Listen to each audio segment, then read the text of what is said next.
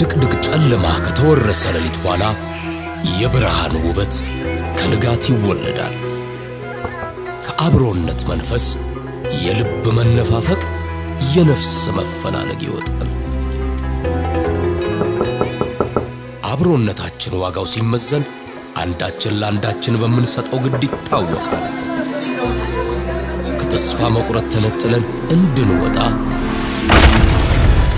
የቤተሰብ፣ የወዳጅ፣ የጎረቤት እጅ መክተናል።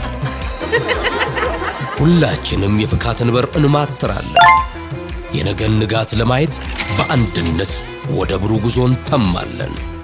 በልደቱ ምስጢር ከጨለማ ተላቀን ስንወጣ የአብሮነታችን ማህተም አንድነት በሆነው የቤተሰብነት መንፈስ በህብር እንደምቃለን።